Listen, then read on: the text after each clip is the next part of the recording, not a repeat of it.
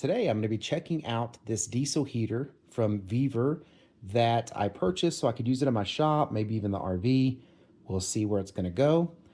But let's go ahead and get this thing out of the box and see what it comes with. So when you open the box and get it all pulled out, there's quite a bit of stuff in there, and that's what is here laid out on the table. Of course, you get a manual. This is a remote, so that's kind of cool. Operate that remotely. This is the main diesel heater unit. Both sides pretty much look the same. There is a measurement thing here. You put your diesel up here in the top. These little clamps here will pop open so you can pull this white lid off. In the back of this thing, you've got the fan that's going to be pulling in air and pushing the heat through the main unit that's in here that's getting hot, and then it's going to come out using the ductwork that it comes with. Here is your power plug where you plug in your power. One thing to note on this is 12 volts to 24 volts going in. It says it does not allow 110 to 220. Now this kit though that I got, which a lot of times you're choosing basically what kit you want. The kit that I got here actually comes with an adapter, so you can run it off of 110 and plug it in, but the adapter of course is converting it down to 12 or 24 volts. Don't remember exactly which voltage it is, but I think it was like 12. But it also comes with this power cable here, so you can connect that to like a battery, so that way you can run this off of a battery.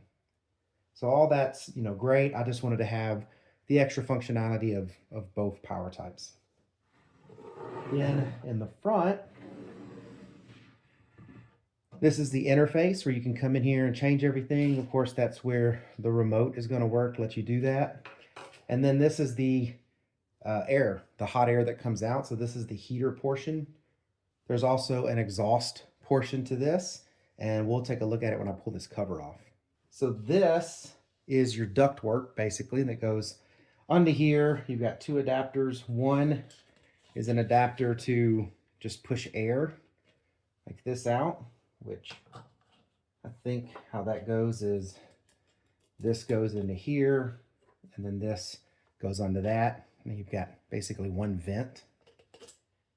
And then this is your hose that will, stretch and everything if you need to do that. This is your fresh air or your input duct where the fresh air comes in to keep the flame alive. It also has like a little filter, just a little mesh filter to keep anything from going in there that shouldn't. This, again, goes to that. You've got hardware that comes with it. A bunch of these hose clamps and bolts and nuts and screws and all that fun stuff. All your hardware you need to install this is here.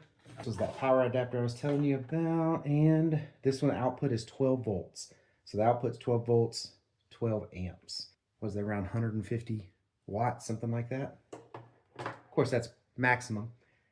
This is exhaust insulation. So this would go over your exhaust pipe, this here. So this is going to get very hot as it's putting out the exhaust from the unit. And this is just some insulation, looks like fiberglass that goes on top of that to keep that from touching anything, getting it too hot and then catching on fire. An exhaust plate for you to mount on your wall when you make a cutout, and then this exhaust will go through it, whichever side it is. I haven't looked at that yet. And then also a muffler. So apparently if this is making too much noise, this should be able to help muffle that noise. You may also want to use this part indoors. Now you got to exhaust the exhaust fumes outside and to the outdoors, but this right here can get really hot and help dissipate heat indoors too. So with these units, not only is it going to be coming out hot here, it's going to be also going out hot to the exhaust. So some people, when they install these, they install it where, yes, the exhaust goes outside, but they make the exhaust kind of a longer run so they can get as much heat from the exhaust. Also, you'll get heating from this unit blowing out, but you'll also get heating from the exhaust pipes. Normally, you want your exhaust as far away from you as you can, but that's because you usually are wanting, I guess, colder air. If you want the heat, well, it's got it. This, of course, still needs to be used because this is for safety reasons to not catch anything on fire. And that's basically everything that's in the box. I'm gonna go ahead and move this stuff out of the way and let you see what it looks like inside. So now that I've got this open and some space here, I do want to show you there are 2 ports out the bottom here. And one of them is an intake port for air, and one of them is an exhaust port. I believe this one, it said, is the exhaust, and this one's the air intake. This one is to keep the fire alive. It's air for the fire. And this one is to get rid of the fumes from the fire. This hose, I believe, is from the fuel pump, and that's what's pumping in the diesel into the unit to create the fire. And there's a hole right here in the unit, in the interface here, where the exhaust can run out the back, because this is the back of the unit, this is the front. So you would connect the exhaust here, you run it out the back, and then you run it out of your building or wherever. This one can run wherever you can put it, I guess, because this is, again, just pulling in fresh air.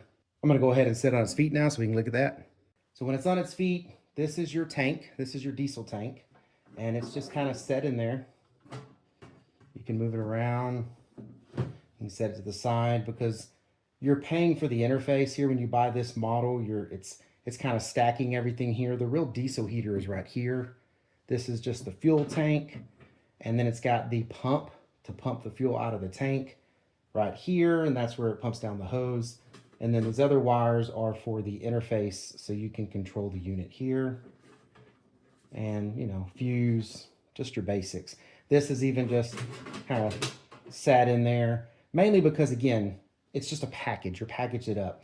If you've ever been shopping for diesel heaters, you know you can buy just this unit here if you're gonna like install it somewhere in like an RV or something like that. But if you want a self-contained one like this, like something you would run in your shop or your garage, you know, this one's a little more self-contained. I don't know exactly how I'm going to run this yet, so I wanted just the whole package. If I do decide I'm going to take it apart and install it into something, well, then I can just do that, and then I have the housing and everything. The interface even unbolts in here, and you could move the interface if you wanted to. So even if you buy this package and you end up later wanting to mount this somewhere as a permanent mount, it's really all the pieces there already, so you just do what you want with it.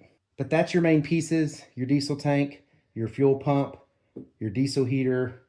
This is your output heat. This is your actual heater part here. And then you've got your intake air for the fire, and then your exhaust. And that's basically it. Next thing I'm going to do is plug this thing in, and let's hear what this fuel pump sounds like, because I have heard other reviews about just various diesel heaters that sometimes you'll get them and the fuel pump is just obnoxiously loud. And then sometimes you really can't even hear them. Now, I'm going to be running it dry. So a dry fuel pump is going to be quite a bit louder than a fuel pump that has fuel going through it. That usually quiets a fuel pump down quite a bit once it has fuel. But we'll be able to determine, is it going to be an obnoxious sounding fuel pump, or probably something that's going to be very low and you might not even hear it once it starts pumping some fuel. All right, so I plugged in the adapter over there so I can run this off of 110. Again, it is putting 12 volts into the unit though. When I plugged it into the unit, the green light came on, so it should be supplying power to that right now. So,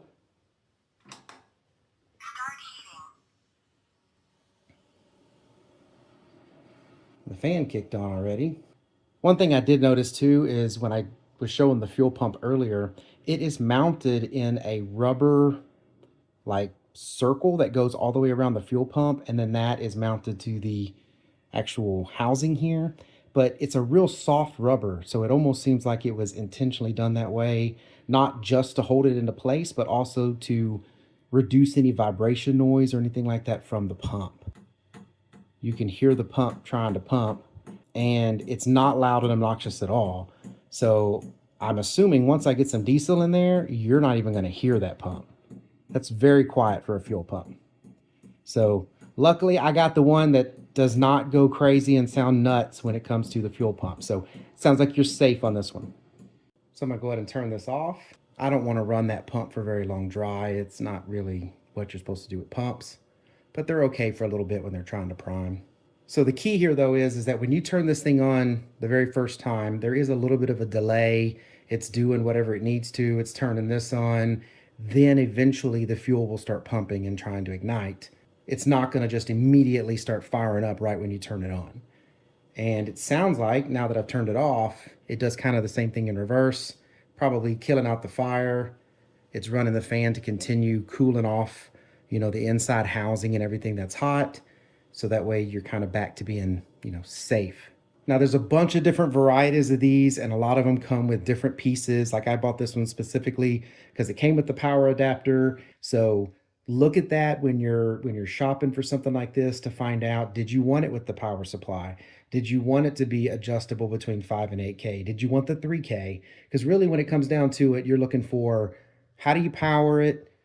What is the kilowatt output so you know how much heat you're going to get out of it?